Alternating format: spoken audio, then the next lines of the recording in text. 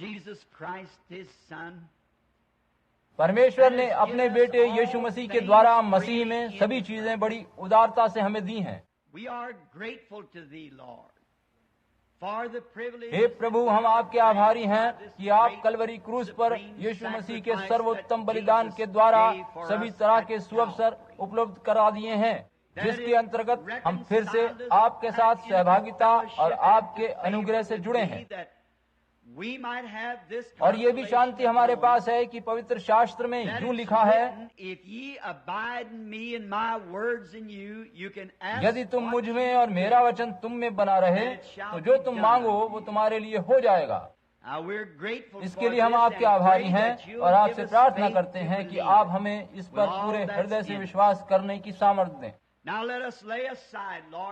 अब प्रभु होने दे कि हम दिन भर की तमाम थकान और जीवन की प्रत्येक चिंता छोड़कर हम में से प्रत्येक जन द्वारपाल से लेकर सेवक भाई तक सभी तेरे पास आएं और हमारे मस्तिष्क में अब कोई दूसरा विचार बाकी न रहे, वरन हम प्रतीक्षा करते रहें और आदर भाव सहित वह सब वचन सुन सकें जो पवित्र आत्मा हमसे कहना चाहता है, ताकि हम एक साथ मिलकर यहाँ बैठने के द्वारा आपके बारे में और अधिक जान सकें और अपनी भलाई के लिए और कुछ बेहतर बातें सीख सकें।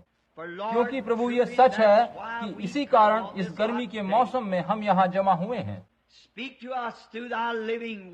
अपने जीवित वचन के द्वारा हमसे बात कर और होने दे कि वह जीवित वचन हमारे साथ रहे और हमारे अंदर वास करे,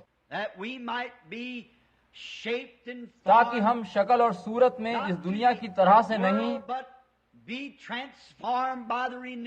वरन अपनी आत्मा के नए बन जाने से परमेश्वर के पुत्र की शक्ल सूरत में ढलते जाएं।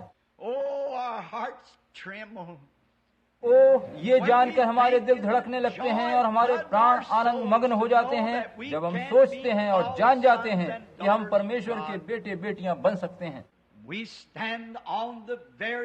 और अब हम उसकी दूसरी आमद के छोर पर खड़े हैं और इससे सारे देश हमारे पांव तले पड़े कांपेंगे और दुनिया की सारी चीजें लोप हो जाएंगी। मगर हम जानते हैं कि किसी दिन वह आएगा और हमें ऐसे राज्य में ले जाएगा जिसका कभी अंत न होगा, वह कभी बदलेगा नहीं। और ये सोचकर हम खुशी से भर जाते हैं कि हम अभी उस राज्य के वारिस हैं। हे परमेश्वर, वचन के जल से धोकर पवित्र आत्मा के द्वारा हमारे मनों और कानों का खतना कीजिए, क्योंकि इस प्रार्थना को हम यीशु मसीह के नाम में उसी की महिमा के लिए मांगते हैं। आमीन।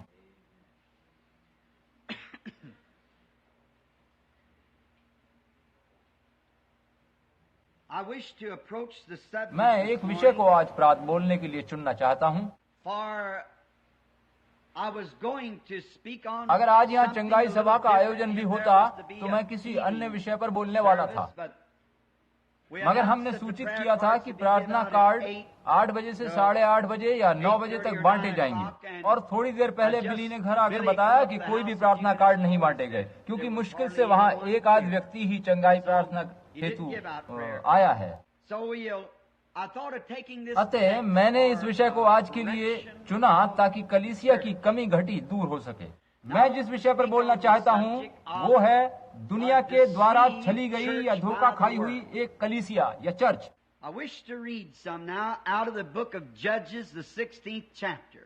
अब मैं न्यायों की पुस्तक के 16वें अध्याय में से 10वें पद से पढ़ना चाहता हूँ। तब दलीला ने शिमशोन से कहा, सुन, तूने तो मुझसे छल किया और झूठ कहा है। अब मुझे बता दे कि तू किस वस्तु से बंध सकता है। उसने उससे कहा, यदि मैं ऐसी नई नई रस्सियों से जो किसी काम में ना आई हों कसकर बांधा जाऊं तो मेरा बल घट जाएगा और मैं साधारण मनुष्य के समान हो जाऊंगा। तब दलीला ने नई नई रस्सियां लेकर और उसको बांध कर कहा, हे शिमशोन, पलश्ती तेरी घात में है। कितने मनुष्य तो उस कोठरी में घात लगाए हुए थे। तब उसने उनको सूत की नाई अपनी भुजाओं पर से तोड़ डाला।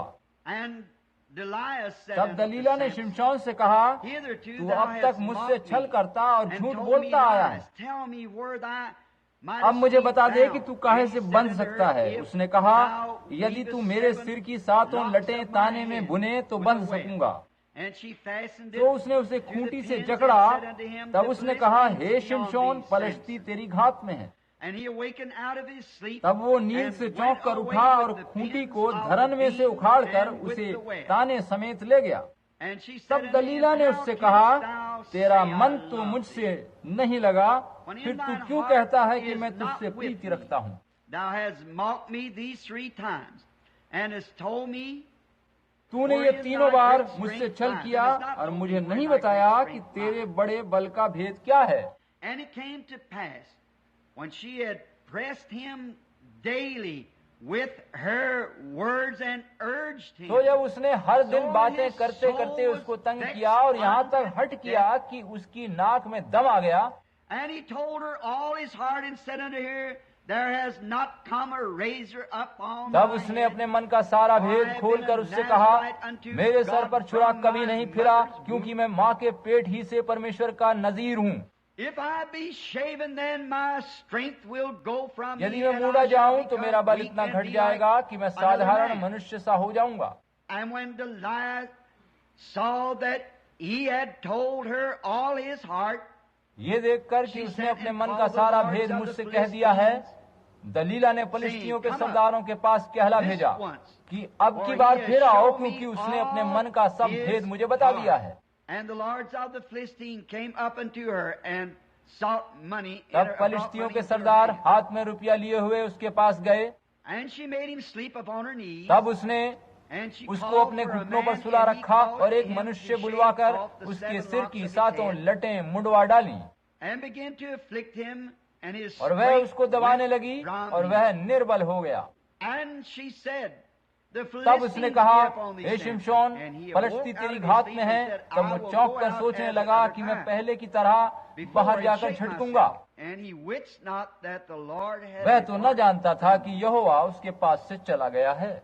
Now I wish to read for a text for this subject found over in the book अब मैं इस of विषय से संबंधित पाठ पढ़ना चाहता हूँ, जो प्रकाशित वाक्य दूसरे अध्याय की beginning with the 21 21st and the और 23rd 23 पद में पाया जाता है। 21 से 23वें पद में पाया जाता है। And I gave her space, मैंने उसको मन फिराने के लिए अवसर दिया, पर वो अपने व्यभिचार से मन फिराना नहीं चाहती। behold, I will cast her into a bed. देख, मैं उसे खाट पर डालता हूँ, और जो व्यभिचार करते हैं, यदि वे भी उसके से कामों से मन न फिराएंगे, तो उन्हें बड़े क्लेश में डालूंगा। And I will kill her children with और death. मैं उसके बच्चों को मौत से मार डालूंगा, और तब सब कलीसियाएं जान लेंगी कि हृदय और मन का परखने वाला मैं ही हूँ। And I will give unto every one of you according और मैं तुम में से to हर एक your को उसके works. कामों के अनुसार बदला दूंगा। May the Lord add His blessings to the reading of His Word. प्रभु अपने वचन के पढ़े जाने पर आशीष देवे। Samson, great deal like the church, शिमशोन ने भी कलीसिया के कामों की तरह से अपनी शुरुआत एकदम ठीक ढंग से करी थी, और वह सही दिशा की ओर चला था। he started off and was called जब a उसने अपना काम mighty शुरू किया तो वो man वीर of और बहादुर valor. मनुष्य कहलाया। He started किंतु जब उसने काम शुरू किया तो वह प्रभु की सेवा करता, उसके वचनों को मानता तथा उसकी आज्ञाओं का पालन करता था। And that was ये बात somewhat कुछ like कुछ the कलीसिया पर church. भी लागू होती है। It started off on, जब कलीसिया as we पहली would बार say, बनी as तो उसने सही a word दिशा में चलना expression, शुरू किया था। started on the दुनियावी right तरीके पर foot, कहें तो उसने सही पग उठाया था। started to उसने प्रभु की keep आज्ञाओं का पालन the करना commandments शुरू of the किया था। Lord, and as long as Samson followed the Lord, the और जब तक Lord शिमशोन used प्रभु के Samson. पीछे पीछे चला, प्रभु ने शिमशोन से काम लिया। For God can keep anyone and use anyone क्योंकि that परमेश्वर will किसी को follow भी बुलाकर after उससे him. काम ले सकता है जो उसके पीछे पीछे चलने वाला हो, क्योंकि मामला परमेश्वर के अपने काम से संबंधित है। But when we turn to a side, किंतु जब हम away परमेश्वर की from बातों the से things मुड़ of जाते God, हैं, then परे हट God जाते हैं, cannot तो use फिर us परमेश्वर at all. भी आगे हमें अपने लिए उपयोग में नहीं लाता। When we'll walk steadfastly जब हम after the परमेश्वर की आज्ञाओं को commandments of God. दृढ़ता से मानते चलते हैं, When जब we'll हम स्वयं को stay पवित्र in the शास्त्र के pages पृष्ठों of में the बनाए रखते Bible हैं और लिखित वचन या लिखित पत्रियां बनकर उसकी उपासना करते हैं, जब हम उसकी उपासना आत्मा और वचन की सच्चाई से करते हैं, तब ऐसे किसी भी मनुष्य को परमेश्वर अपने लिए उपयोग में ला सकता है। किंतु जब भी किसी बात पर हम उससे परे हटने का जरा भी संकेत देते हैं, तो फिर आगे को परमेश्वर उसे अपने लिए उपयोग में नहीं लाता। देखिए, शिमशोन आज के चर्च या कलीसिया की बहुत बढ़िया प्रतिछाया थी। जब कलीसियाएं शुरू हुई थी, परमेश्वर उसको अपने लिए इस्तेमाल कर पाया था, क्योंकि उस समय कलीसिया निष्ठापूर्वक परमेश्वर प्रभु की आज्ञाओं पर चल रही थी। उसने परमेश्वर के सारे न्याय, सारी विधियां, सारी आज्ञाओं का पूरी तरह से पालन किया था, और परमेश्वर कलीसिया के साथ था। किंतु ऐसा लगता है कि कलीसिया में कहीं ना कहीं कोई कमजोर पक्ष जरूर रहा है। Remember, we are not on a picnic, but we're in a याद रखिए कि हम किसी पिकनिक पर नहीं निकले हैं, वरन हम सदा युद्ध स्थल पर हैं। Many people just think that when they become a Christian, बहुत से लोग ये सोचते हैं कि जब वे मसीही बन गए तो बात खत्म हो गई, हमेशा के लिए मामला सुलझ गया, बस उन्हें यही करना था कि मसीही बन जाएं। वे सोचते हैं कि चूंकि वे मसीही बन गए हैं तो अब सब कुछ आसान हो जाएगा। किंतु इस प्रकार की बातों को कभी अपने दिमाग में मत आने दीजिए।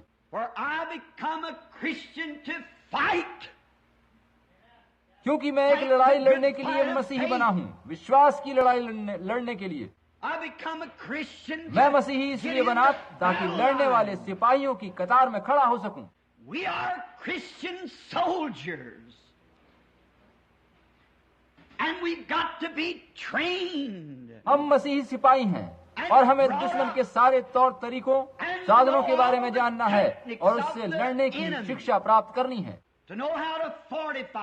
यह जानना है कि उससे कैसे लड़ा जाए और कैसे स्वयं को बचाया जाए। और ये सब हम उसी तरह से तब कर सकते हैं जिस प्रकार से पवित्र आत्मा हमें बताता जाए। जब हम लड़ाई पर जाते हैं तो दूसरे देशों के सुझाव या उनके कहे अनुसार नहीं लड़ते,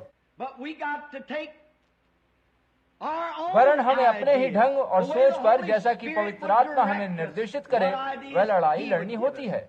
Because he is the commander-in-chief of the army of the Christians. क्योंकि पवित्र आत्मा ही मसीही लोगों की सेना का मुख्य सेनाध्यक्ष है। Samson did good.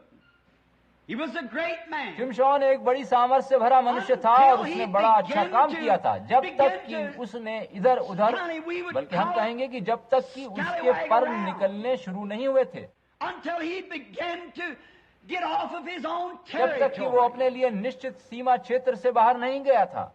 इसी प्रकार से कलीसिया भी बहुत अच्छी तरह से चल रही थी जब तक कि उसने अपनी सीमा से बाहर निकलना शुरू नहीं किया था।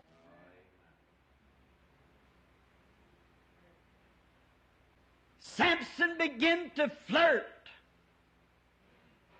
and he was not flirting with Israel. शिमशोन ने प्रेम स्वांग भरना शुरू कर दिया था, और वो भी किसी इजरायली लड़की के साथ नहीं, वरन एक पलिश्ती लड़की के साथ। And that's somewhat similar to what the church did. और ये कुछ कुछ वैसा ही है जैसा कि कलीसिया ने किया। It never began to make love with its own. उसने अपने विश्वासी भाइयों से तो प्रेम किया नहीं, और अविश्वासियों के पीछे लगकर उनके साथ प्रेम प्रसंग शुरू कर दिए।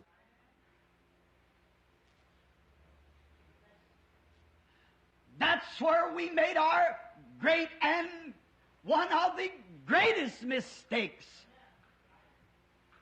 That's when the church began to. यहीं पर हमने बड़ी भूल करी, भयंकर भूलों में से एक बड़ी भूल करी कि कलीसिया ने वह काम करने शुरू कर दिए जो ठीक नहीं थे। उसने शिमशोन की तरह से बुरी संगत अपना ली। Samson, as long as he was in the company of the Lord's people, शिमशोन जब तक परमेश्वर के लोगों की संगति में रहा, वो ठीक ठाक चलता रहा। But when he got to flirting with bad company, लेकिन जब उसने बुरी संगत में भटकना शुरू किया तो वह परेशानी में फंस गया। and that's the way it is with और the church. कलीसिया के साथ भी यही हुआ। When the church followed reverently and daily after the leading जब तक of the कलीसिया Holy नित्य Spirit, प्रति आदर भाव धारण किए पवित्र आत्मा के चलाए चलती रही, परमेश्वर ने उन्हें आशीषें दी और आश्चर्य क्रम, चिन्ह और अद्भुत चमत्कार कलीसिया में होते रहे। लेकिन जब उसने बुरी संगति अपनानी शुरू करी, दुनियावी मामलों में उलझना शुरू किया, तो सबसे बुरी बात जो उसने करी और सबसे प्रथम बुरी बात जो उसने अपनाई वो यही थी कि उसने स्वयं को संगठित कर लिया, संस्था बना ली, व्यवस्थित कर लिया। उसने दूसरे लोगों के साथ संबंध स्थापित कर लिए, क्योंकि उन्होंने दूसरे लोगों को देखा कि वे सभी संगठित हैं, व्यवस्थित हैं। किंतु ये महान सुसमाचार किसी एक राष्ट्र या कुछ लोगों की व्यक्तिगत जागीर नहीं है और न ही किसी एक के प्रति समर्पित है। यह तो समर्पित होती है जो कोई भी अपनाना चाहे, जो कोई भी आना चाहे, सभी देश, जाति, भाषा और लोगों के लिए ये उपलब्ध है। परमेश्वर ने अपने सुसमाचार के साथ कभी कोई सीमा बांधने का संकेत नहीं दिया है। किंतु मनुष्य दूसरों से अपनी तुलना करके उनकी तरह से नकल करना चाहता है। वह दुनिया की तरह से करना चाहता है, जैसे और लोग सोचते हैं और जैसे दूसरा करते हैं वैसा ही वो करना चाहता है, दूसरों की तरह की सफलताएं पाना चाहता है।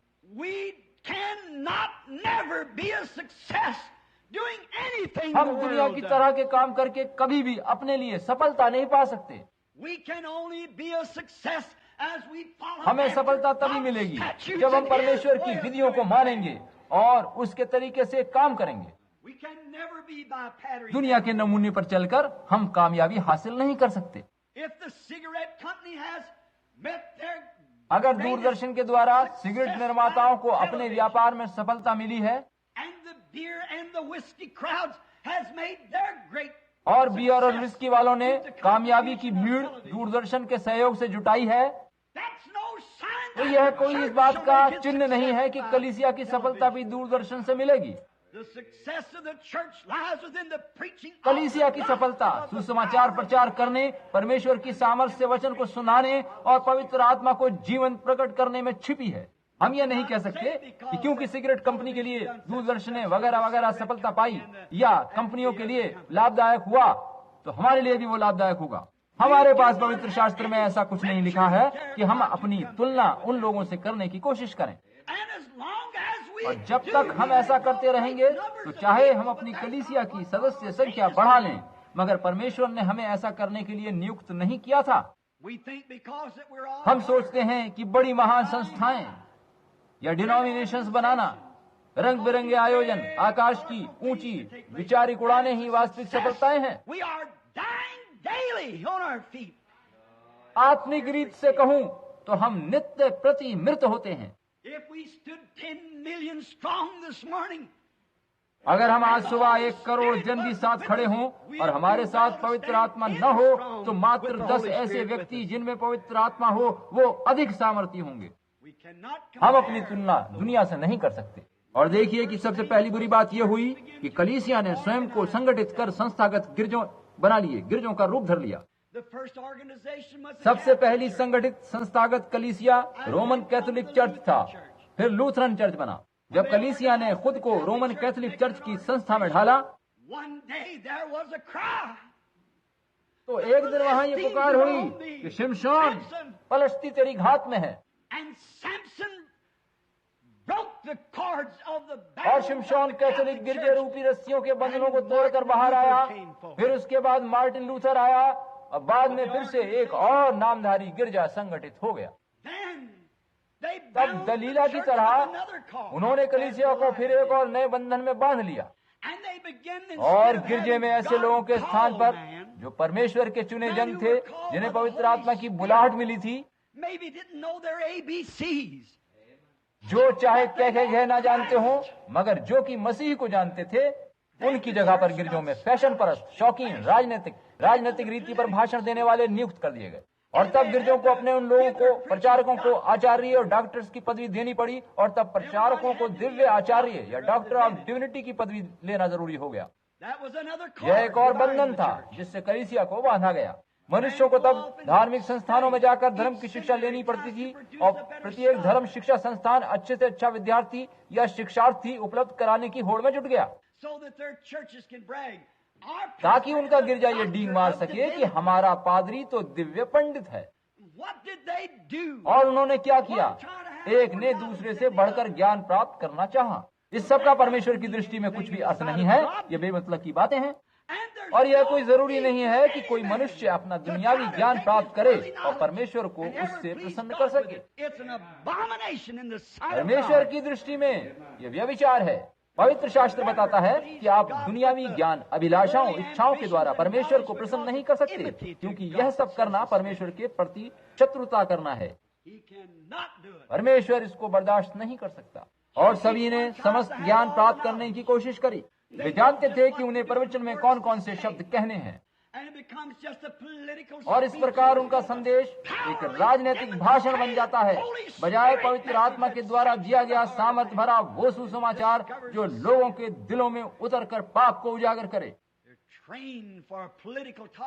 वे लोग राजनीतिक बातचीत के लिए सिखाए पढ़ाए जाते हैं, और हमें इस तरह की कोई जरूरत नहीं है। पौलुस कहता है कि परमेश्वर का सुसमाचार हमें वचन के द्वारा पवित्र आत्मा की सामर्थ और उसके जीवन प्रकट होने सहित मिला है। इससे ये बात सामने आई कि सुसमाचार प्रचार करना पवित्र आत्मा की सामर्थ को प्रकट करना है। किंतु ये सारे मनुष्य तो शिक्षा पाने धार्मिक शिक्षण केंद्रों में जाकर बड़ा ज्ञान प्राप्त करने में लगे रहते हैं। वहाँ इन्हें सिखाया जाता है कि किस प्रकार से लोगों के सामने खड़े होना है, किस प्रकार से स्वयं को उनके सम्मुख प्रस्तुत करना है, उन्हें किस तरह का पहनावा पहनना है, किस प्रकार व्यवहार करना है, उन्हें कभी गलत व्याकरण का प्रयोग अपनी भाषा में नहीं करना है। ये सब बातें राजनीतिक भाषण देने के लिए तो ठीक है, मगर हमें मनुष्यों की मंत्र मुग्ध करने वाली भाषा थोड़े ही सुननी है। पौलुस कहता है कि जो सुसमाचार मैं तुम्हें सुनाता हूँ वो वैसे ही मुझे नहीं मिला, वरन वह पवित्र आत्मा की सामर्थ प्रकट करने वाले वचन सहित मिला है।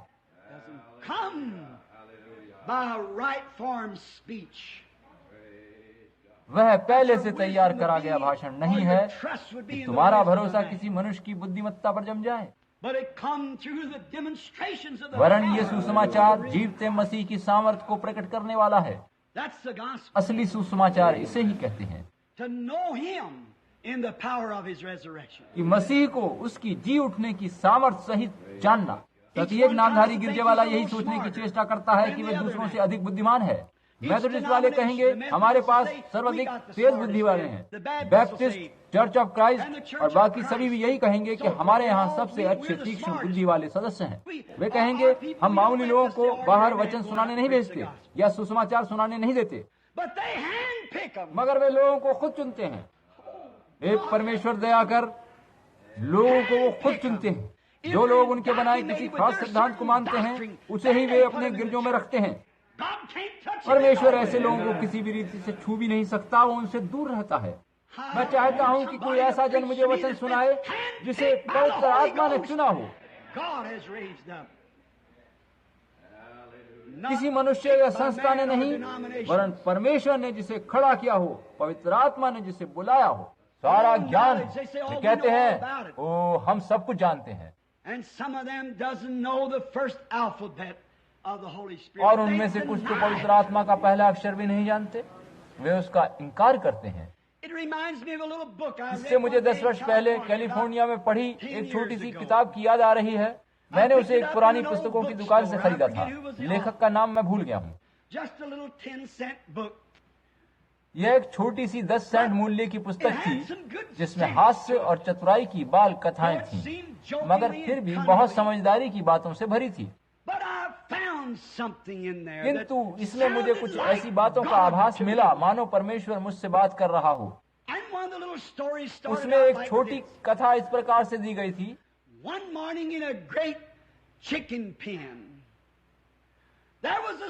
एक प्रात एक मुर्गी खाने में एक छोटा चूजा था। उसने सोचा कि दुनिया में जितना ज्ञान है वो सब उसे पता है। अतः वह उड़कर एक बक्से पर बैठ गया और अपनी चोंच से 4 या 5 बार उसने बक्से पर खटखट मारी और अपने सर को पीछे को झटका और इस प्रकार से बांग दी जैसे आपने किसी मुर्गे की बांग कभी ना सुनी हो। इस प्रकार दूसरे चूजों का ध्यान आकर्षित करके उसने कहा, इस दरबे के सभी सज्जनों और बहनों, मैं आज सुबह आपको शिक्षा की एक बड़ी योजना बताना चाहता हूँ जिसे हमने अभी अभी शुरू किया है। उसने आगे कहा, मैंने अध्ययन करके बड़ा ज्ञान प्राप्त कर लिया है। ये कहते हुए उसने अपनी चोंच पर धरा चश्मा खिसकाया और उसने कहा, मैं इस नतीजे पर पहुंचा हूं कि हम चूजे अधिक ज्ञान प्राप्त कर अपनी स्थिति को सुधार सकते हैं। इसलिए मैं आपको बताऊंगा कि यदि हम एक निश्चित स्थान पर खोदें या उस किसी खास सुराख पर काम करेंगे तो हमें विशेष प्रकार का पौष्टिक भोजन मिलेगा, जिससे हमारे पंख अधिक सुंदर होंगे और हम अधिक ऊंची आवाज में बांग दे सकेंगे। और मैं आपको ये भी बताऊंगा कि और किस किस प्रकार से हम अपने को बेहतर बना सकते हैं। और छोटे छोटे चूजों ने अपनी छोटी छोटी लाल कलगी को खड़ा किया, खुश हुए और कहा, ये प्रिय कितना प्यारा छोटा सा मुर्गा है, चूजा है। और वास्तव में उन्होंने उसकी प्रशंसा करी। ओह, वास्तव में ये बड़ा होनहार तीव्र बुद्धि चूजा है।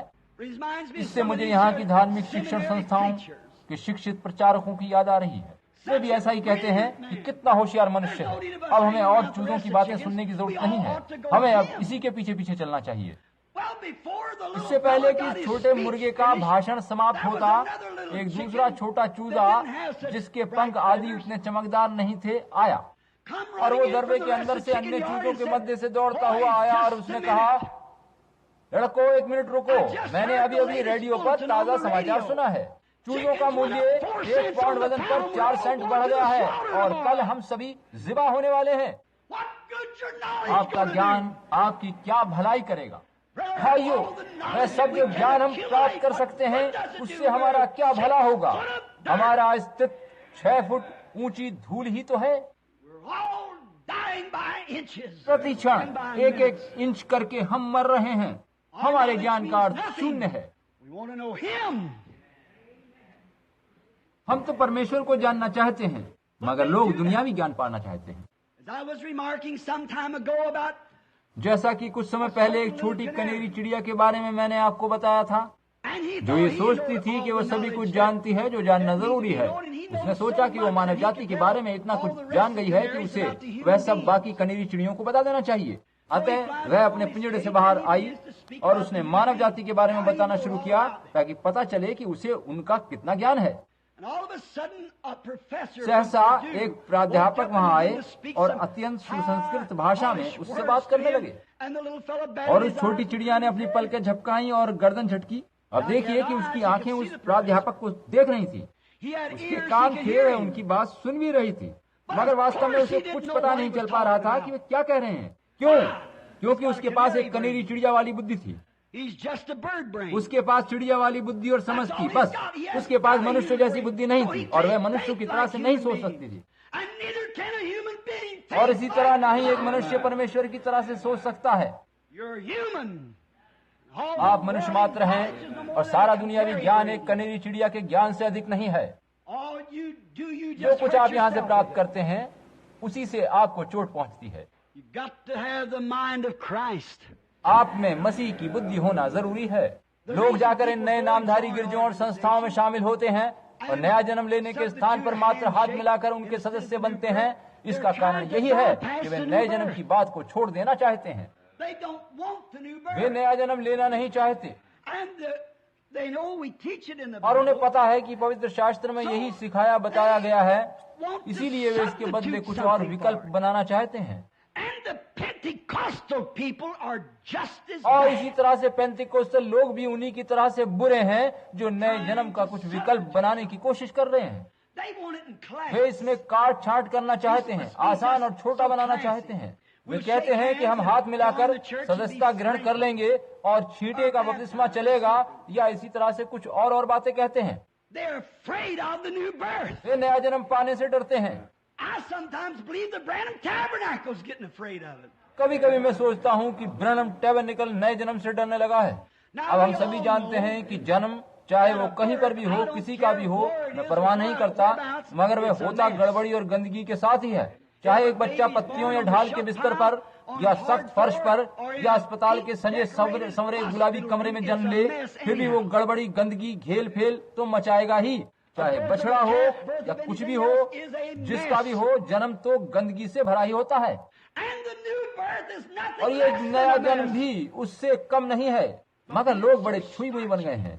वो कहते हैं कि हम तो वहाँ जाएंगे जहाँ लोग हाथ मिलाते हैं और सदस्य बन जाते हैं, जहाँ लोग चिल्लपो नहीं मचाते, रोते चीखते नहीं, और जहाँ वे वेदी पर सिर नहीं पटकते। आप बहुत अधिक सांसारिक मनुष्य अपनाए हुए हैं। हमें तो जरूरत है नए जन्म की, पुराने मनुष्य के मर जाने की, ताकि नया जीवन आगे आ सके। आप एक पुराने आलू को लें, बीज वाले आलू को लेकर जमीन में दबा दें, जब तक वो पुराना आलू सड़ गल नहीं जाएगा आपको नए आलू नहीं मिलेंगे। एक दाना जब तक जमीन में सड़ गल न जाए अपने में से नया जीवन उत्पन्न नहीं कर सकता। और इसी प्रकार जब तक किसी पुरुष या स्त्री की बुद्धिमत्ता और उनका अपना अस्तित्व मर नहीं जाता, तब तक वे नया जन्म नहीं पा सकते। परमेश्वर की वेदी पर चीखते चिल्लाते सब कुछ शोर शराबा करते, जब तक आप ऐसी स्थिति में नहीं पहुंच जाते कि आपके कॉलर का कलफ पसीने से खुल जाए, तब तक आप परमेश्वर के पवित्र आत्मा के द्वारा नया जन्म नहीं पा सकते। मुझे परवाह नहीं कि आप कुड़कुड़ा रहे हैं, अन्य भाषा बोल रहे हैं, ऊपर नीचे उछल कूद मचा रहे हैं, चूजे की तरह से सिर के बल लुढ़क रहे हैं या क्या कर रहे हैं। आप नया जन्म लेने जा रहे हैं।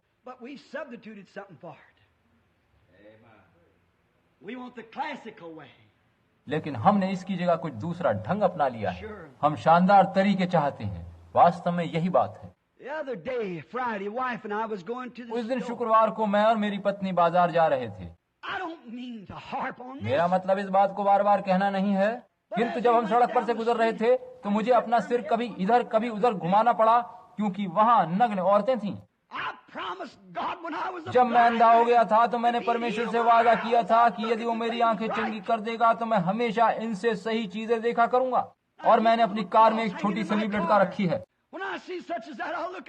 जब इस प्रकार की गंदी चीजें मेरे सामने आती हैं तो मैं उस सलीब की ओर देखकर कहता हूँ, हे परमेश्वर, ये सलीब ही मेरा शरण स्थल है। मैंने उन महिलाओं को देखा। मैडा ने कहा, आज हमने एक भी ऐसी महिला नहीं देखी जो स्कर्ट पहने हो। और उसने कहा, बिल, जरा उस महिला को देखो जो अपने शरीर पर वस्त्रों की जगह वे छोटी सी पट्टी लटकाए है। मैडा ने आगे कहा, आपका मतलब है कि ये महिला नहीं जानती कि ऐसा करना गलत है? यदि ये नहीं समझती कि गलत है तो फिर उसका दिमाग खराब हो गया है। मैंने कहा, प्रिय, एक क्षण रुको, वह अमरीकी है। वे वैसा ही कर रही है जैसा अमरीकी महिलाएं करती हैं। मैंने कहा, प्रिय, अधिक दिन नहीं हुए जबकि मैं फिनलैंड में था। वहां मैंने डॉक्टर मैनिनन से एक प्रश्न पूछा था जिनके उत्तर ने मुझे निरुत्तर कर दिया था। हम लोग वहाँ स्वास्थ्य स्नान के लिए जा रहे थे, जिसे वहाँ साउना कहा जाता है। वे वहाँ पर ऊपर एक चट्टान के ऊपर से गर्म पानी डालते हैं जो आप पर गिरता है और उससे आप पसीने पसीने हो जाते हैं। तब वे आपको ठंडे पानी में डुबाएंगे, कूदाएंगे और फिर बाहर वापस ले आएंगे। इसके बाद वे आपको एक कमरे में ले जाएंगे जहाँ नंगी औरतें या नर्सें होती हैं और वे पुरुषों की देह को रगड़ रगड़ कर साफ करती हैं और फिर उन्हें वापस उन्हें तालाब में स्नान करने भेज देती हैं। मैंने कहा, मैं अंदर नहीं जाऊंगा। मैंने कहा, डॉक्टर मैनिनन, ये सब बहुत गलत है। डॉक्टर मैनिनन ने उत्तर दिया, पादरी ब्रैनम, ठीक है, माना कि ये गलत है, मगर उसका क्या है जब आपके अमेरिकी डॉक्टर एक स्त्री को पूरी तरह नंगा करके उसे मेज पर लिटाकर उसके प्रत्येक अंग का निरीक्षण करते हैं।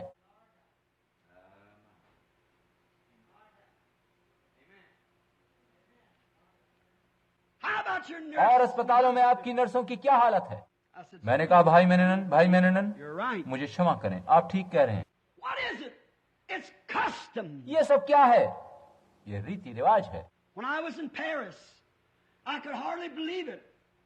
जब मैं पेरिस में था तो मैं बड़ी मुश्किल से इस बात पर विश्वास कर पाया कि वहाँ पुरुष और स्त्रियों के लिए एक ही शौचालय होता है, अलग अलग नहीं होते। मैं इस बात को कतई नहीं समझ पाया था कि सड़क के किनारे आराम करने के लिए स्त्री और पुरुषों के लिए एक ही कमरे होते थे, अलग अलग नहीं। मैं यकीन नहीं कर पाया था कि जब कोई स्त्री अपने बॉयफ्रेंड के साथ समुद्र तट पर तैरने और स्नान करने जाती थी, उनके लिए वहाँ ड्रेसिंग रूम नहीं थे।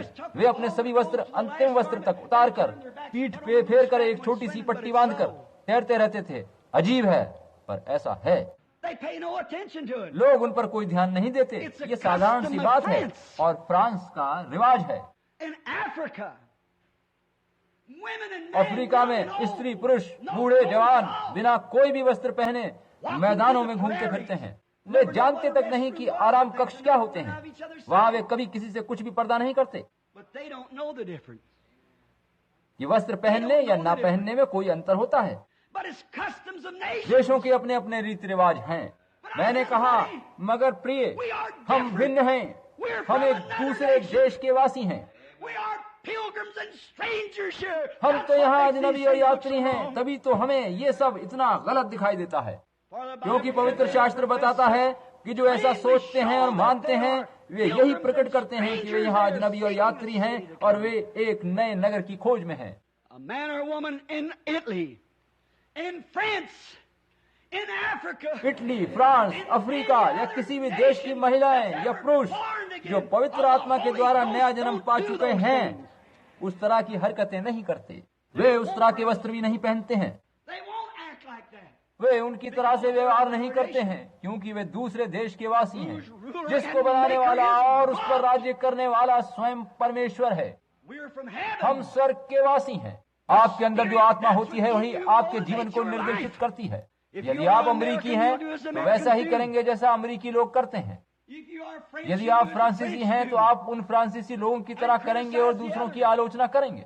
But if you are of God, किंतु you'll यदि do आप what you do परमेश्वर in के हैं heaven. तो आप वैसा ही करेंगे जैसा वहाँ स्वर्ग में होता है, क्योंकि आपकी आत्मा आपको ऊपर ही से मिलती है और वो आप पर नियंत्रण रखती है। एक छोटी सी बात पर आप ध्यान देकर उसे पवित्र शास्त्र में देख सकते हैं। In the scripture, वचन में आप देखेंगे कि जिन्होंने इस नए नगर को पाना चाहा उन्होंने भिन्न तरह से व्यवहार किया। उन्होंने माना कि वे इस दुनिया के लिए अजनबी और यहाँ यात्री की तरह से हैं। किंतु यदि आप कैन की वंशावली देखें तो पाएंगे कि वे भगोड़े और नास्तिक और अपना धर्म त्याग देने वाले लोग बने। किंतु मसीही लोग अजनबी और एक यात्री के समान ही रहे। a fugitive has no home. एक भगोड़े व्यक्ति का कोई घर नहीं होता और अपना धर्म त्याग कर नास्तिक बना व्यक्ति बड़ा भयंकर होता है। But a pilgrim, वास्तविक जान पड़ता है और वो किसी दूसरे देश की जमीन से आया दिखाई देता है जो वापस अपने वास्तविक घर में जाने की कोशिश करता रहता है। professing by his वो अपने जीवन व्यवहार से यही बताता है कि वह किसी दूसरे नगर का वासी है। there.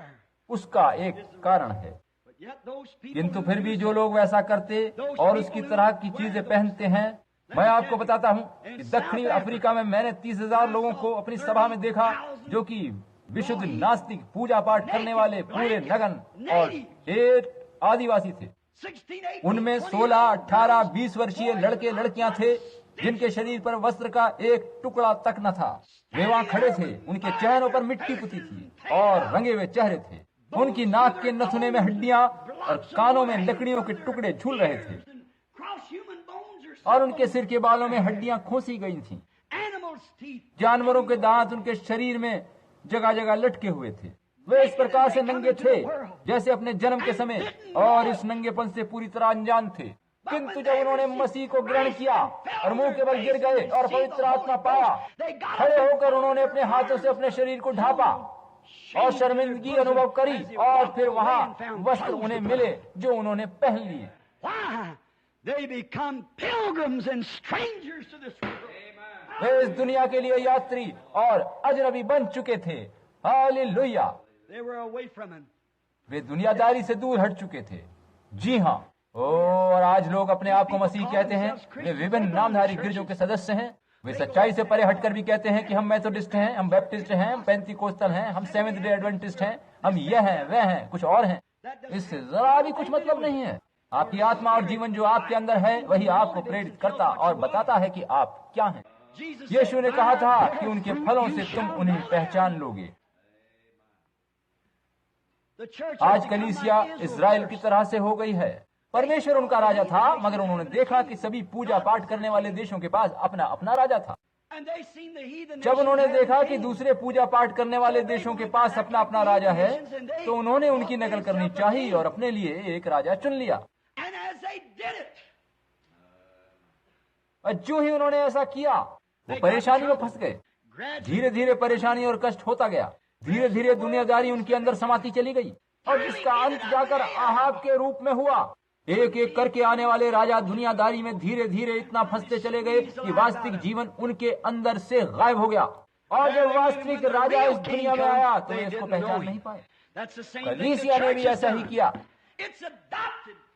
Here you are. उसने भी वही सब किया Politics. और उसकी वर्तमान हालत का कारण भी यही बात है। उसने राजनीति और शिक्षा को अपना लिया है। उसने संस्थाओं, समाज, बड़े बड़े गिरजों, उच्च वर्ग, प्रचारकों आदि को अपना लिया है। और जब वास्तविक राजा उनके पास आता है तो वे उसे पहचान नहीं पाते और वे उसी पवित्र आत्मा को फिर से सूली पर चढ़ा देते हैं जो कि उनका राजा है।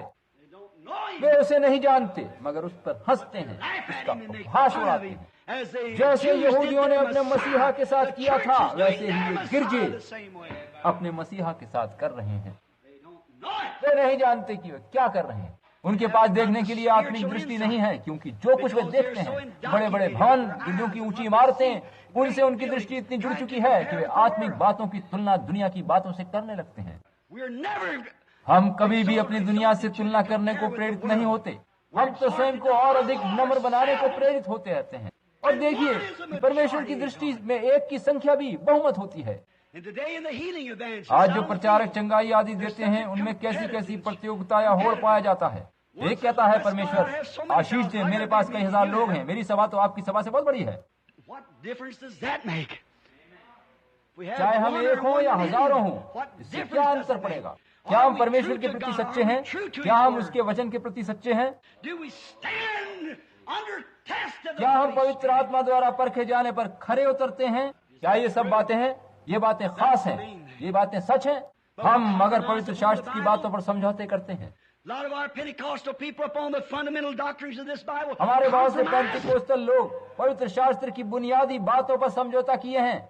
मैं अपनी कलीसिया में बोल रहा हूँ, इसलिए किसी की भावनाओं को ठेस नहीं पहुंचाना चाहता। और मैं सोचता हूँ कि क्योंकि मैं सुसमाचार सुना रहा हूँ और अपनी कलीसिया में हूँ, वैसा नहीं करना चाहिए। मगर कहना पड़ता है कि हजारों पेंटिकोस्टल प्रचारक इस तथ्य से परिचित हैं कि पिता, पुत्र, पवित्र आत्मा के नाम में कोई भी बपतिस्मा पवित्र शास्त्र में नहीं दिया गया है। मैं आज बिशप या किसी को भी ललकार रहा हूँ कि वे मुझे दिखाए कि कहाँ कब किसी को पिता, पुत्र और पवित्र आत्मा की उपाधियों में बपतिस्मा दिया गया है। किंतु वे लोग इस बात पर इसलिए समझौता किए हैं क्योंकि उनकी संस्था ने ऐसा माना है और वो ऐसा कहती है। नए नियम में और उसके बाद के 300 वर्षों में इतिहास में यीशु मसीह के नाम में बपतिस्मे को छोड़कर और किसी भी रीति से एक भी व्यक्ति को बपतिस्मा नहीं दिया गया। फिर ये सब क्या है? संस्था में स्वयं को जोड़ना है। संस्थागत होने से ऐसा हुआ है, यही समझौता करना है। आज उन लोगों ने सड़कों पर प्रचार करने वालों को हटा दिया है और ढपली जैसे साज को गिरजों से बाहर कर दिया है। उन्होंने गिरजों से उसकी सारी महिमा बाहर कर दी है और धार्मिक शिक्षण संस्थानों से सीखी काम चलाओ वचन प्रचार करने की रीति अपना ली है। समाज से प्रभावित हैं और इनकी स्त्रियां कोट पहनती, पैंट पहनती हैं, भद्दे ढंग से वस्त्र पहनती हैं और ये सब उनमें गहराई तक समा गया है। और पुरुष धूम्रपान करते, जुआ खेलते, अश्लील मजाक करते हैं। ये सब परमेश्वर की दृष्टि में कलंक है। मैं जानता हूँ कि ये बातें चुभने वाली हैं, मगर समय आ पहुंचा है कि कोई तो कुछ कहे। लोगों ने समझौते कर लिए हैं, स्वयं को समर्पित करके वे दुनिया की तरह से व्यवहार कर रहे हैं। मैं परवाह नहीं करता यदि मेरे साथ केवल परमेश्वर को छोड़ और कोई भी न रहे, फिर भी मैं परमेश्वर के पवित्र शास्त्र की सच्चाई ही प्रचार करूंगा और उसी का पक्ष लूंगा। यदि मैं मर भी जाऊं तो भी मैं सच्चाई का ही पक्ष लूंगा। वास्तव में हमें सच्चाई ही चाहिए। मैं इन गिरजों के हिसाब से नहीं, परंतु परमेश्वर के वचन के हिसाब से सब कुछ तोलना चाहता हूँ।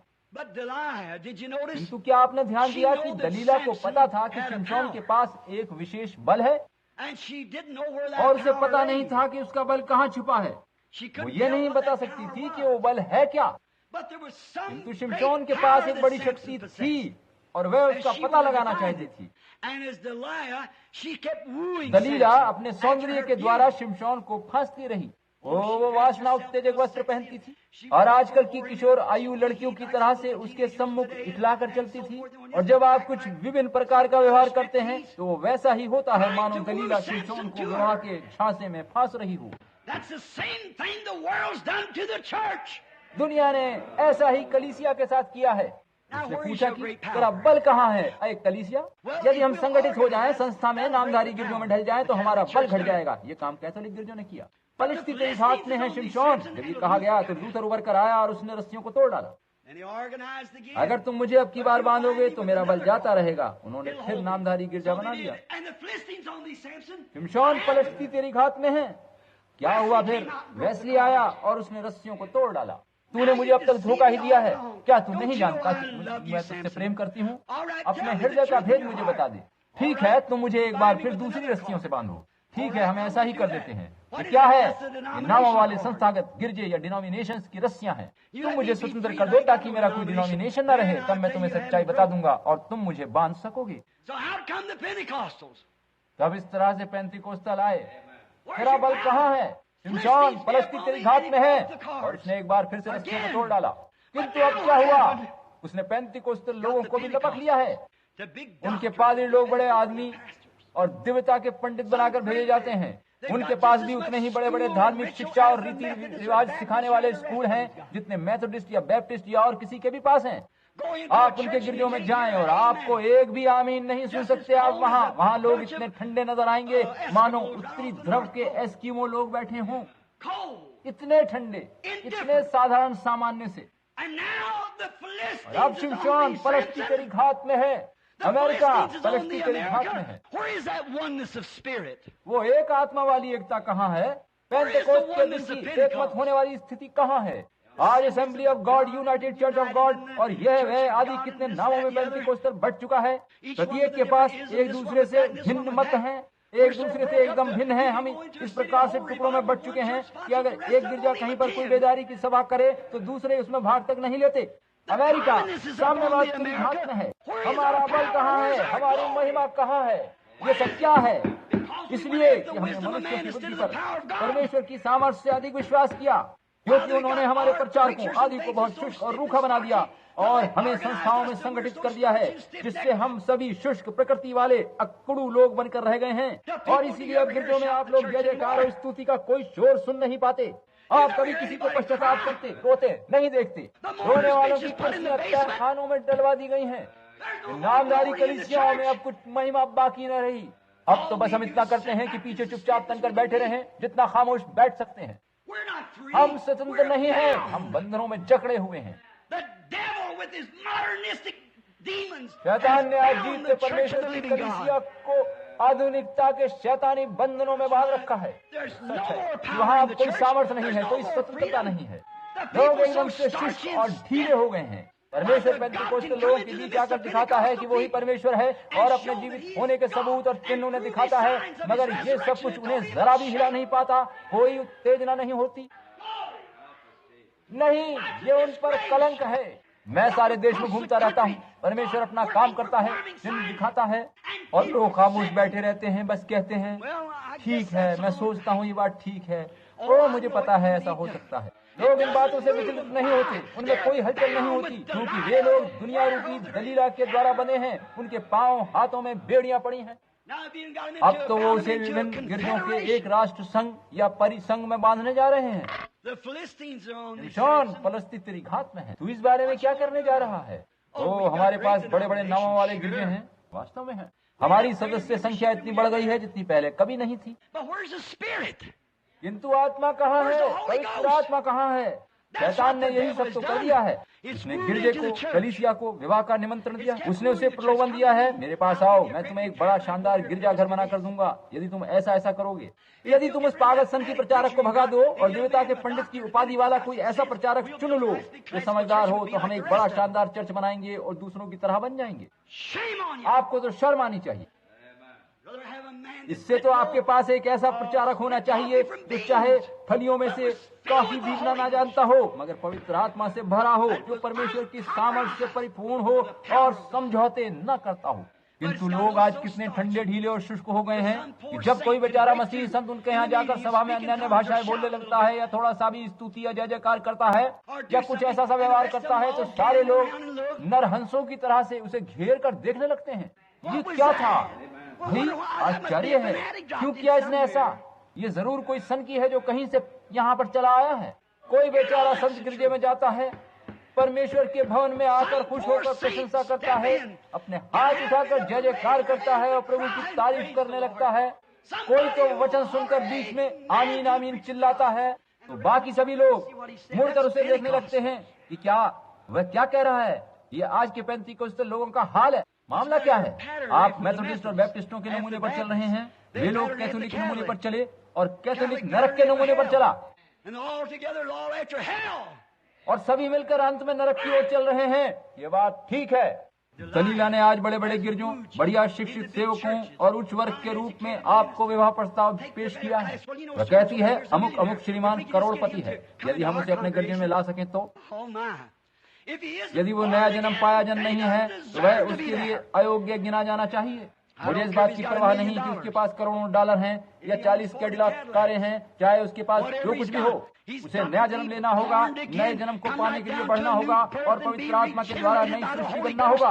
और फिर वर्तमान स्थिति से नया जन्म पाकर बाहर आकर रोते चिल्लाते जैसा कि और करते हैं आना होगा और फिर अपने नए जीवन से साबित करना होगा कि उसे नया जन्म मिल गया है। आमीन। यही वो बात है जिसकी आपको जरूरत है। शिमशोन, फलस्ती तेरी घात में है, साम्यवादी तेरी घात में है, दुनिया तेरी घात में है, शैतान तेरी घात में है। ये लोग वापस मुड़कर देखते हैं कि परमेश्वर का पवित्र आत्मा आश्चर्य कर्म दिखा रहा है, उसके जीवित होने की बातें सत्य प्रकट कर रहा है जैसा कि यीशु ने वायदा किया था। मगर वो कहते हैं, आप देखिए कि मैं सोचता हूँ भाई ब्रैनम को मस्तिष्क पढ़ने की विद्या का ज्ञान है। मेरा पादरी कहता है कि ये शैतान की ओर से।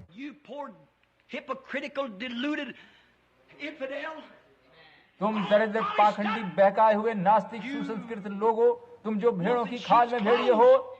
यीशु ने कहा था कि यदि तुम मुझे जानते तो मेरे इस दिन को भी जान लेते। मगर तुम तो शाऊल जैसे लोगों का झुंड हो जो बाकी दुनिया के लोगों की तरह बनने की चेष्टा करता रहता है। मगर हमें तो परमेश्वर के लोगों की तलाश है जो वचन के बारे में कोई समझौता न कर सकें, वरन सत्य वचन प्रचार करें और पवित्र आत्मा के बपतिस्मे के पक्षधर हों। किंतु दुनिया ने क्या किया है? उसने आपकी सारी सामर्थ और शक्ति मूंढ दी है। आपका जन्म एक नाज़रीन पेंतेकोस्त के रूप में अवश्य हुआ था, मगर दुनिया ने आपकी सारी सामर्थ मूंढ कर साफ कर दी है। अब आप बाकी लोगों की तरह से ढुलमुल लोग बन गए हैं। ऐसे में हम क्या करने जा रहे हैं? क्या होने जा रहा है? इस विषय को समाप्त करने के लिए मैं एक शानदार बात सोच रहा हूँ। जब शिमशोन बंदरों में जकड़ा था, हमने कोई बेदारी नहीं आ सकती। जरा हमारे निष्ठावान भाई बिली ग्राहम की बातें सुने जो कहते हैं कि हमारे दिनों में बेदारी आई। ओरल रॉबर्ट की चीख सुने, हमारे दिनों में बेदारी जागी। बाकी सभी की बातें सुने, सभी कहते हैं कि हमारे दिनों में बेदारी आई है। जब हम बंधनों में जकड़े हैं तो बेदारी कैसे आ सकती है? हमने पवित्र आत्मा को अपनी नामधारी संस्थाओं और समय बनाई गई प्रथाओं में जकड़ डाला है और हमें पवित्र आत्मा से भरी बेदारी नहीं मिल सकती। आमीन। मुझे पता है कि ये बातें झुलसाने वाली गर्म बातें हैं, मगर ये सच है। आपको पवित्र आत्मा वाली बेदारी कैसे मिल सकती है जबकि आप इस तरह से बंधनों में हैं और ढीले ढाले शुष्क हैं? पवित्र शास्त्र कहता है कि वो भक्ति का वेश तो भरेंगे पर उसकी शक्ति को न पहचानेंगे। किसकी शक्ति को? किसकी सामर्थ को? क्या संस्थागत गिरजों की सामर्थ? क्या दुनिया की सामर्थ?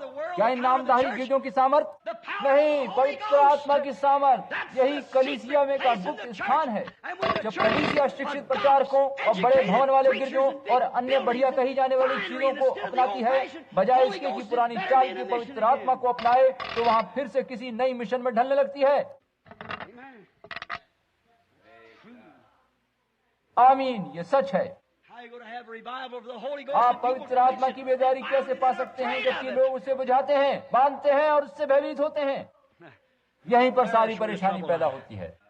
फलिश्ती तेरी घात में है शिमशोन, मगर एक आशीषित आशा हमारे पास है। जब शिमशोन जेल में था, उसे पकड़ने के बाद उन्होंने सबसे पहले क्या किया? उन्होंने उसे बांधा। उन्होंने उसकी शक्ति से छीन ली क्योंकि उन्हें उसका रहस्य पता चल गया था। उन्हें आपका भेद पता चल गया है। दुनिया को आपका भेद मालूम हो गया है। आप महिलाओं जो अपने बाल काटती हैं, ये दुनिया की तरह चलना है।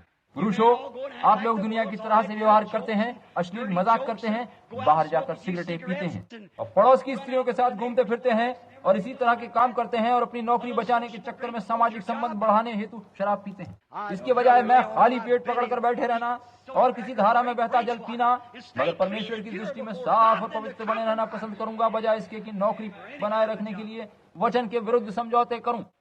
ये बात ठीक है, सच है। परमेश्वर के प्रति सच्चे बने रहिए। फलिश्ती तेरी घात में है। ब्रैनम टैबरनेकल दुनियादारी तुझमें घुसने लगी है। ये क्या हो रहा है? क्या तूने अपना भेद प्रकट कर दिया है? क्या तूने वो रहस्य बता दिया है जो परमेश्वर ने तुझे तब दिया था जब तू मिट्टी में पड़ा कुछ वर्ष पूर्व रेंग रहा था? क्या तूने सामाजिक स्तर की औपचारिकता पूर्ण उपासना और आराधना के द्वारा उस भेद को खोल दिया है? तुझे क्या हो गया है? परमेश्वर स्वर्ग से उतरकर यहाँ लोगों के मध्य आश्चर्य क्रम दिखाता है, सभा में ठीक लोगों के बीच में चलता फिरता है, उनके हृदयों के गुप्त विचार प्रकट करता है और सभी कुछ करता है। और बीमारों को चंगा करता, दुर्बलों को ठीक करता, अद्भुत चिन्ह दिखाता और पवित्र आत्मा की सामर्थ्य से भरा इतना प्रभावशाली वचन प्रचार करता है। और लोग बस इतना कहते हैं। मैं सोचता हूँ ये सब ठीक है। कभी कभी ऐसा वचन सुनने में हमें आनंद आता है, मगर यदि ये लंबा और थकाने वाला ना हो। ब्रैनम टैबरनेकल आज ऐसा ही है। पलश्ती तेरी घात में है। जब ऐसा होता था कि वचन प्रचारा जाता था और पुराने संत लोगों की आंखों में आंसू भर आते थे, वे सुबकते हुए खड़े होते और इधर उधर बेचैन से टहलने लगते थे। चाहे मुझ से एक शब्द भी न कहें, बस एक दो बार इधर उधर चल फिर कर दोबारा चाहे अपने स्थान पर बैठ जाएं। पवित्र आत्मा से पूरी तरह भरे होते थे वो लोग। तब वचन के द्वारा उन्हें आत्मिक भोजन प्राप्त होता था और वो तृप्त किए जाते थे। मनुष्य केवल रोटी ही से नहीं, मगर हर एक उस बात से जो परमेश्वर के मुंह से निकलती है जीवित रहेगा। ब्रैनम टैबरनेकल पलश्ती तेरी घात में है। पलश्ती तुम्हारी घात में है। ये पेंतिकोस्तल, हकीकत में पलश्ती लोगों ने बहुत पहले तुम्हें तब थाम लिया था जब तुमने स्वयं को संस्थागत गिरजों में, डिनोमिनेशन में कसकर संगठित किया था। उस सख्त बंधन से होकर कुछ भी अंदर नहीं जा सकता था जब तक कि कोई प्रेस्बिटेरियन, मेथोडिस्ट, बैप्टिस्ट, कैथोलिक या इसी तरह का कुछ और न हो। आपको उस समय बाकी लोगों से कोई मतलब नहीं होना चाहिए था। अतः हमारे दिनों में बेदारी जागी।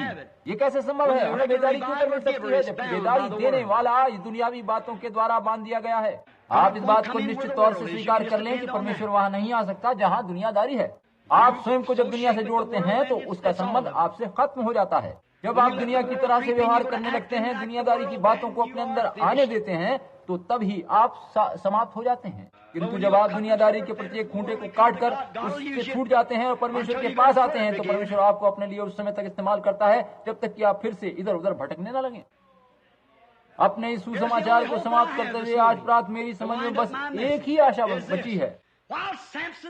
जब शिमशोन बंदी गृह में था तो उसके बालों की नई लटें फिर से उगने लगी थी। परमेश्वर ने अंत समय आने से एकदम पहले हमें एक और कलीसिया दे दी है ताकि पवित्र आत्मा की सामर्थ्य उसमें आकर पवित्र आत्मा को जीवन प्रकट करे और मरकुस 16 अध्याय कलीसिया में जीवन प्रमाणित हो। प्रेरितों के काम 2:4, 2:38 आदि कलीसिया के अंदर एकदम साथ साथ क्रियाशील होते रहे। प्रेरितों के साथ चिन्ह और अद्भुत आश्चर्य क्रम प्रकट होते रहे। उसके फिर से जिंदा होने के महान चिन्ह लोगों के साथ रहे। जबकि हम बंदी गृह में हैं तो वास्तव में परमेश्वर कहीं न कहीं एक फसल तैयार कर रहा है ताकि उसके बाद सब कुछ नाश किया जाए। मेरे मसीही मित्रों, काश आज रात वो फसल आप बने। काश आपका बल फिर से बढ़ना शुरू हो जाए। मैं प्रार्थना करता हूँ कि आज रात ये सुसमाचार, ये संदेश जहाँ कहीं भी बाहर दूसरे स्थानों तक सुना जाए। मैं भरोसा रखता हूँ कि काश ही आपके तौर तरीकों में पौष्टिक विटामिन की तरह से घुलकर आपकी सहायता करे और आपके जीवन में फिर से एक आत्मिक सामर्थ्य पैदा कर सके। आइए हम अपने सिरों को झुकाएं और प्रार्थना करें।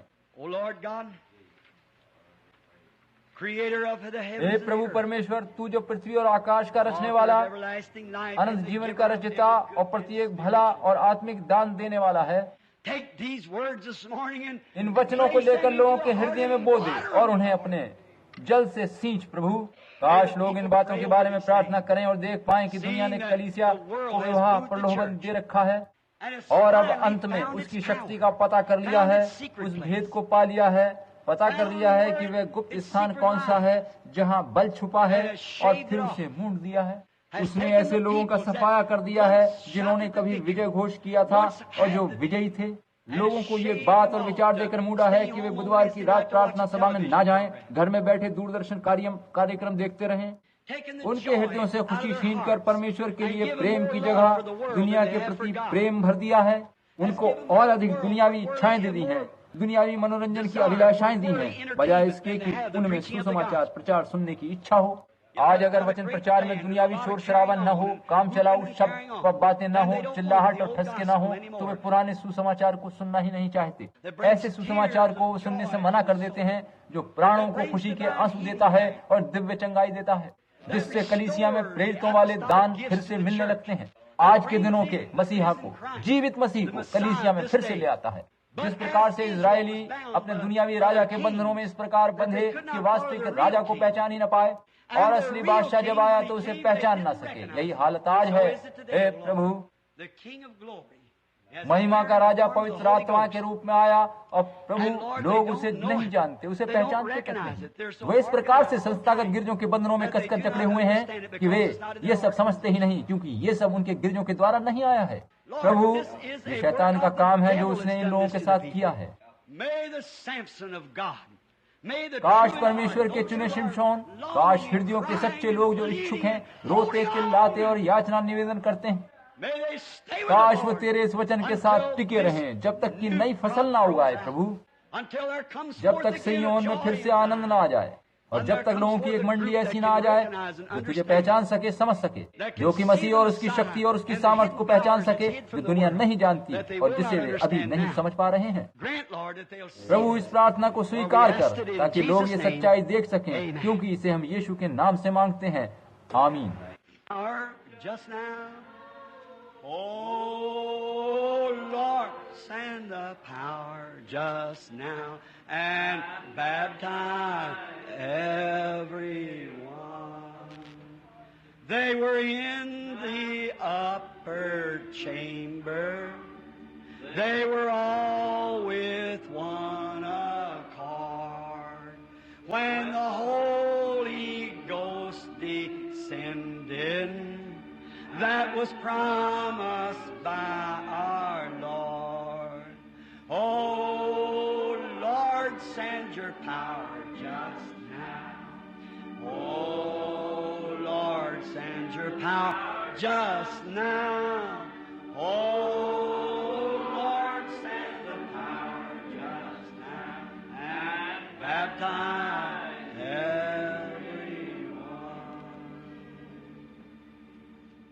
परमेश्वर, मैं उसे कितना प्रेम करता हूँ, उसकी सामर्थ हमारे मध्य में भेजिए। वो चेले उस उपरोटी कोठरी में थे और सभी एक मत थे।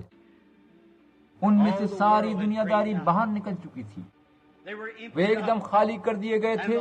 तब पवित्र आत्मा उतर आया। आज लोग कहते हैं, आओ गिरजे के सदस्य बनो, अपना नाम सदस्यता पुस्तक में लिखवाओ, या सिर झुकाकर बस यूं कहो, मैं मसीह को परमेश्वर के पुत्र के रूप में मानता हूँ। अब खड़े हो जाइए, शैतान भी ऐसा ही करता है। वास्तव में जब यहूदा इस्करियोती ने बपतिस्मा लिया तो शैतान ने भी बपतिस्मा लिया था। जब यहूदा ने जाकर बाहर सुसमाचार प्रचार किया तो मानो वो सुसमाचार प्रचार शैतान ने ही किया था, लेकिन शैतान पवित्र आत्मा नहीं पा सका था। यही बात है, यही वो स्थान है जहाँ गुप्त बल छिपा है, जिससे यीशु का पुनर्जीवित होना एकदम पक्का और जरा भी संदेह बिना सत्य का पता चल जाता है। आमीन। वो यहाँ है, वही पवित्र आत्मा जो मसीह के ऊपर था, अभी भी अपनी कलीसिया में है, वो कभी छोड़ता नहीं।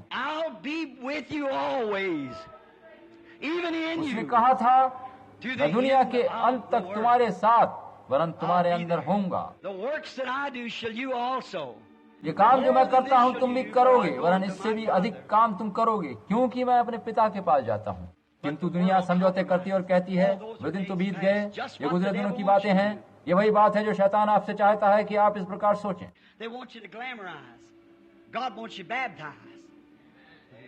आप कहते हैं, ओह, मैं इन सब बातों पर कुछ यकीन नहीं करता। जाइए और जाकर पापी जीवन बिताइए, पापों में लिप्त रहिए, मगर याद रखिए, जब तक आप बीज की तरह सड़ गल न जाएं, आपके विचार फैशन वाली बातें सड़ गल न जाएं, खत्म न हो जाएं, आपने फिर से नए जीवन की शुरुआत ना होगी, नया जन्म ना मिल सकेगा।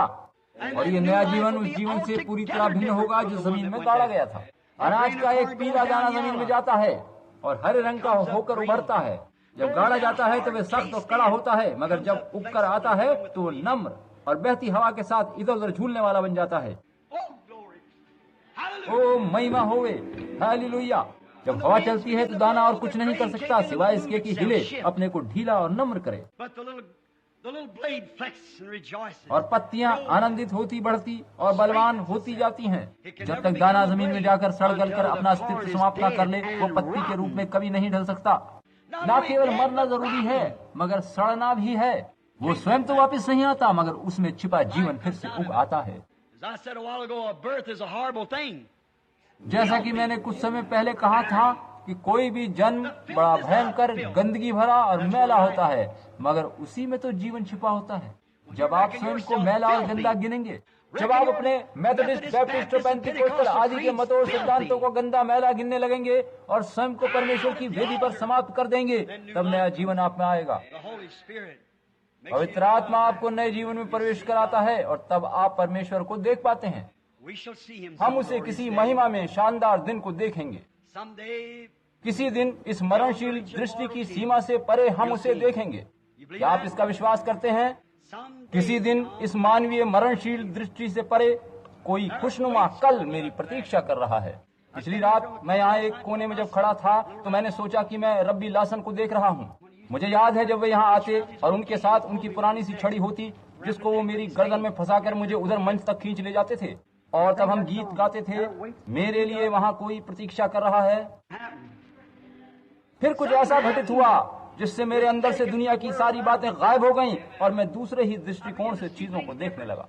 मैंने इन अमरीकी लोगों के क्रियाकलापों पर बहुत चिंता करनी शुरू कर दी थी। लगातार प्रतिवर्ष साल दर साल इन पुरुषों स्त्रियों के पापों को देखकर मैं किस प्रकार से उनका नैतिक पतन होता जा रहा है, मैं चिंता करते करते 2-3 बार तो बिल्कुल ही टूट गया और बीमार हो गया। और कल ही मैंने परमेश्वर से कहा था, मैं अब आगे से चिंता नहीं करूंगा। तेरा वचन कहता है कि ऐसा ही होगा, किंतु मैं बीच में खड़ा होकर इसके विरुद्ध अपनी ताकत भर बोलता रहूंगा। उस दिन मैं पूरे दिन अपनी ग्रीन मिल वाली गुफा में प्रार्थना करने के बाद, जो कि जंगल में है, वहाँ खड़ा था। मैं गुफा से बाहर आकर एक बड़ी चट्टान पर खड़ा था। उस समय 3 बज रहे थे, सूरज चमक रहा था। मैं उस पार देख रहा था। मैं वहाँ खड़ा पूर्व दिशा की ओर देख रहा था और प्रभु की प्रशंसा कर रहा था। और पहाड़ों की चोटी पर उगे पेड़ों के पीछे नीचे की ओर जाते सूरज को मैं देख रहा था। मैं घाटी के उस पार छोटी छोटी घाटियों की ओर देख रहा था। बीच में पत्तों के समूह थे, मगर सब कुछ एकदम शांत था। और मैंने कहा, प्रभु, एक दिन तूने मूसा को चट्टान की दरार में छिपाया था और तू उसके पास से गुजरा था, क्योंकि मूसा बहुत टूटन और थकान अनुभव कर रहा था। जब तू उसके समीप से गुजरा तो मूसा ने कहा था, किसी मनुष्य की पीठ सी दिखाई दी। मैंने कहा, प्रभु, मुझे भी दरार में छिपा ले। उसी समय मेरे एक और ऊपर से झाड़ियों में से हवा गोल गोल घूमती हुई नीचे को आई। वो ठीक उस प्रकार चलती रही मेरे पास होकर, एक हवा का गोला सा नीचे चलता चला गया और पेड़ों में होता हुआ गायब हो गया। मैं वहाँ खड़ा रहा।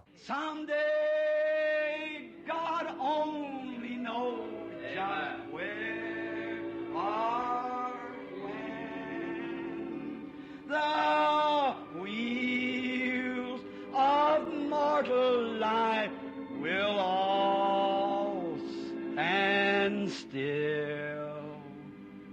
Then I shall go to dwell on Zion hill.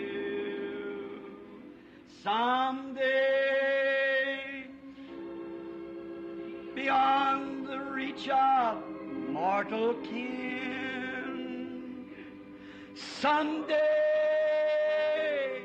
God only knows just where or when. What's going to happen? She's going to close, all these little wheels turning. The wheels of mortal life shall all stand still.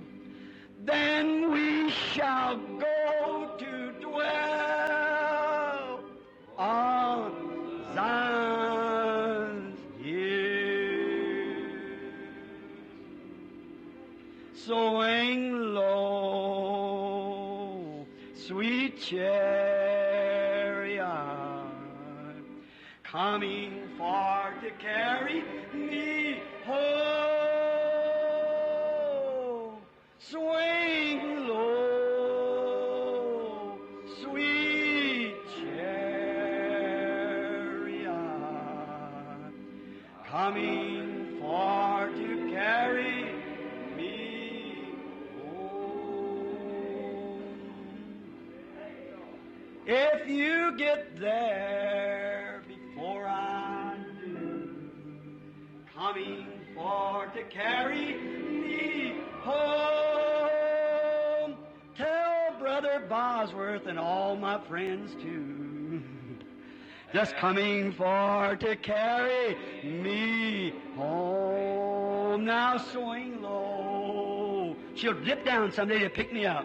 There, every tree will be a वह आग का रथ परमेश्वर के अग्नि में स्वर्गदूत मुझे लेने आएंगे।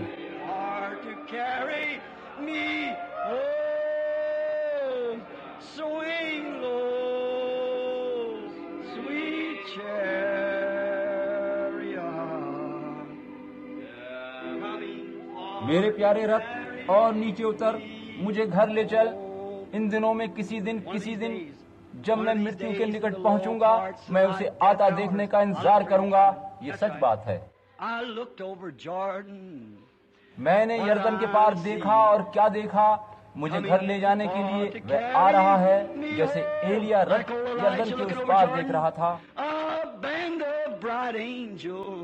Coming after me, they were coming for to carry me home. Swing low, get down low, sweet chariot, coming for to carry me home.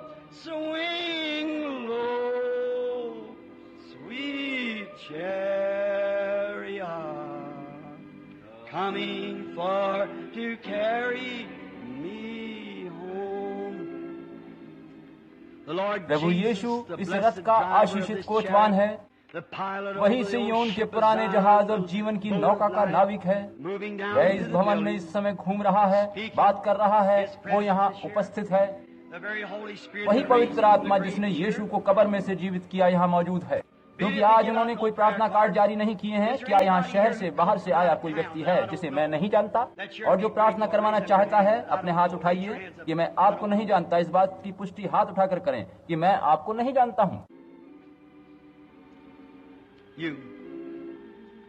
आप उधर छोटे से सज्जन मूंछों वाले पीछे बैठे हुए, किसी ने पीछे से हाथ उठाया था। जी अच्छा, आपने हाथ उठाया था, ठीक है, पीछे बैठे। अच्छा, आप श्रीमान ने हाथ उठाया था, ठीक है। आप सभी मेरे लिए अजनबी हैं।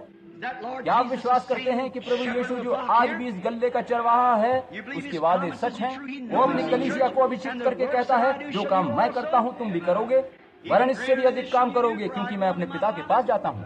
तुम इनसे भी अधिक काम करोगे। क्या आप इन बातों पर विश्वास करते हैं? क्या आपने अपना हाथ उठाकर बताया था कि आप मुझे नहीं जानते? क्या आप विश्वास करते हैं कि परमेश्वर मुझे आपके हृदय की बात बता सकता है और मुझे वैसे ही बता सकता है जैसे उसने स्त्री को बताया था जिसने उसका वस्त्र छुआ था? क्या आप विश्वास करते हैं कि वह महायाजक है जिसे हम अपनी कमियों सहित छू सकते हैं? यदि परमेश्वर मुझे आपके हृदय का हाल बता दे तो क्या आप विश्वास करेंगे कि मैं उसका नबी हूँ? क्या आप विश्वास करेंगे कि उसकी उपस्थिति यहाँ है और इसी कारण वो ऐसा करने की अनुमति दे रहा है? आप अपनी पत्नी के लिए प्रार्थना कर रहे हैं, उनके कूल्हे की हड्डी टूट गई है, अपने स्थान से खिसक गई है। ये बात सच है। यदि ये सच है तो खड़े हो जाइए। ठीक है, जाइए और उन्हें चंगा पाइए। आमीन। आपके बारे में क्या है? आप जो पीछे बैठे हैं, जिनकी मूछें हैं और जिन्होंने हाथ उठाया था, क्या आप पूरे हृदय से उस पर विश्वास करते हैं? क्या आपको विश्वास है कि परमेश्वर मुझे आपका कष्ट बता सकता है? या आपको विश्वास है कि आपका बेटा ठीक हो जाएगा? आप विश्वास करते हैं? आपके एक बेटा है जिसको लकवा मार गया है। ये बात सच है। आप कंटकी प्रदेश से हैं। यदि ये बात सच है तो अपना हाथ उठाइए। मैं आपको नहीं जानता। क्या जानता हूँ? हम एक दूसरे को नहीं जानते। अपने हाथ उठाइए इस प्रकार। ये ठीक है। परमेश्वर पर भरोसा रखिए। क्या आप विश्वास करते हैं?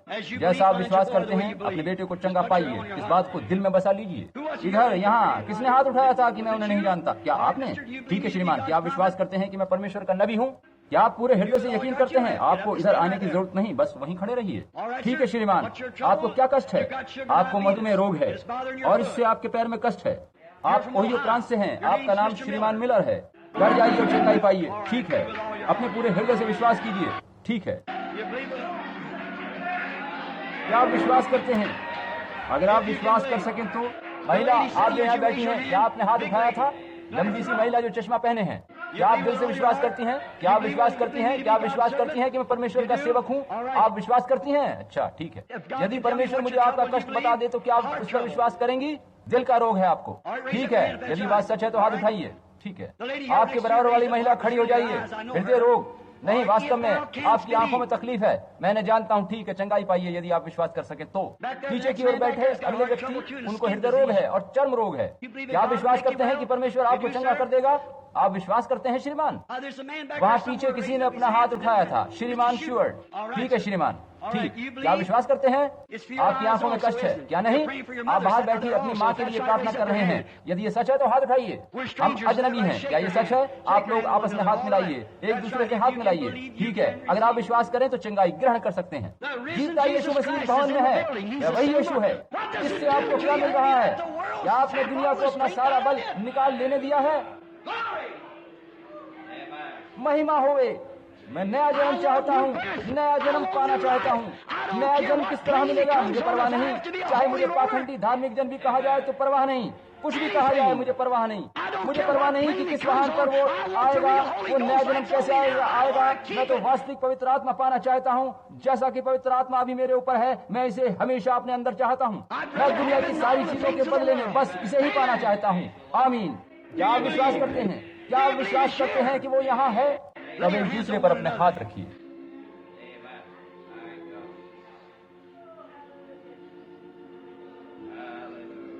मुझे बताइए कुछ और बात जो यीशु कर सकता है या आप चाहते हैं सिवाय पवित्र आत्मा पाने के? कुछ नहीं।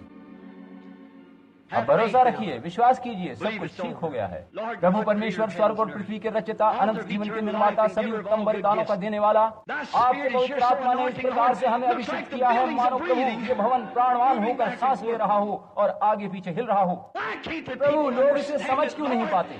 क्या लोग दुनिया से इस तरह जुड़ चुके हैं और इतने अधिक औपचारिक और ठंडे रूखे हो गए हैं कि वह अब आपको जान ही नहीं सकते?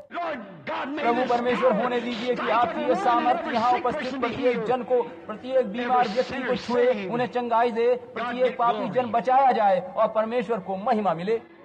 मैं इस प्रार्थना को परमेश्वर के पुत्र यीशु मसीह के नाम में मांगता हूँ। आमीन। क्या आप इन बातों पर विश्वास करते हैं? अपने हाथ उठाइए। क्या आप अपनी चंगाई को ग्रहण करते हैं? परमेश्वर आपको आशीष दे। अब जाइए और अपनी अपनी समस्याओं के समाधान, चंगाई अपने अपने विश्वास के अनुसार वैसे ही पाइए, वैसा ही आपके लिए होगा। मैं दूसरों के बारे में बहुत से दर्शन देख रहा हूँ। क्या ये सच है? आज रात सभा लेने मुझे फिर आना होगा। अगर आप इन बातों पर आज रात भी विश्वास नहीं कर पा रहे हैं तो फिर कभी कर भी नहीं पाएंगे। ये बात ठीक है। यीशु ने जब एक बार ही उनके हृदय की बात प्रकट कर दी थी, तब उस स्त्री ने कहा था, हम जानते हैं कि जब मसीहा आएगा तो हमें ऐसी ही बातें बताएगा। उसने पूछा था, मुझे पता कि मसीहा ऐसा ही करेगा, मुझे पता है, मगर तू कौन है? यीशु ने कहा था, मैं वही हूँ। तो वो स्त्री नगर में दौड़ गई और लोगों से कहा, आओ देखो यहाँ एक मनुष्य है जिसको जो कुछ मैंने किया था वो सब उसने बता दिया है। कहीं ये मसीहा तो नहीं? यीशु ने कहा था, अंत के दिनों में फिर ऐसा ही होगा। कलीसिया वचन पर खड़ी होगी और सत्य वचन प्रचार किया जाएगा। वह परमेश्वर की सारी आज्ञाओं को मानेगी और दुनिया से अपने आप को कदापि नहीं जोड़ेगी। और इस कलीसिया में होकर मैं चला फिरा करूंगा और वही काम फिर से किए जाएंगे। लिखा है कि अंत समय में लोग बीमार, अभिमानी, घमंडी, परमेश्वर के नहीं पर सुख विलासी के चाहने वाले होंगे, विश्वासघाती, दोष लगाने वाले, भक्ति का वेश भरने वाले होंगे। बहुत धार्मिक जन जान पड़ेंगे, गिरजों में जाने वाले होंगे। वे भक्ति का वेश तो धरेंगे पर उसकी शक्ति को ना पहचानेंगे। ऐसों से परे रहना। आप लोगों में से जिन जिन लोगों को उसने अभी बुलाया था और दर्शन के द्वारा मुझे उनके बारे में बताया था, आप जहाँ कहीं भी यहाँ बैठे हैं, क्योंकि अब दर्शन समाप्त हो चुके हैं, कृपया आप अपने हाथ उठाइए यदि जो कुछ बताया गया वो सच है। और यह कि आपको पहले से मैं नहीं जानता हूँ। आप सभी जो यहाँ हैं, जिधर भी बैठे हैं, कृपया हाथ उठाइए। ठीक है, देखा आपने? मैं उन्हें नहीं जानता, उन्हें कभी देखा तक नहीं, मगर पवित्र आत्मा यहाँ है और वह उन्हें जानता है। क्या आप ये बात नहीं समझते कि गुप्त बातें बताने वाला मैं नहीं हूँ? यदि इस कार्य को करने के लिए वह मुझ पर भरोसा कर सकता है तो ये भी भरोसा कर सकता है कि उसका वचन मैं सत्य प्रचार करूंगा, क्योंकि सच्चाई तो केवल वचन के द्वारा ही आ सकती है। पश्चाताप करो और तुम में से हर एक अपने पापों की क्षमा के लिए यीशु मसीह के नाम में बपतिस्मा ले, तो तुम पवित्र आत्मा का दान पाओगे। क्योंकि ये प्रतिज्ञा तुम और तुम्हारी संतानों और सब दूर दूर के लोगों के लिए भी है जिनको प्रभु हमारा परमेश्वर अपने पास बुलाएगा। क्या आप इस पर विश्वास करते हैं? यहाँ अभी कुछ क्षणों के बाद बपतिस्मे दिए जाएंगे। आइए हम अपने सिरों को प्रार्थना में झुकाएं। मैं पादरी भाई से निवेदन करता हूँ कि जब लोग बपतिस्मे देने की तैयारी कर रहे हैं, वे हमारे लिए प्रार्थना करें। मेरा विचार है कि बपतिस्मे इसके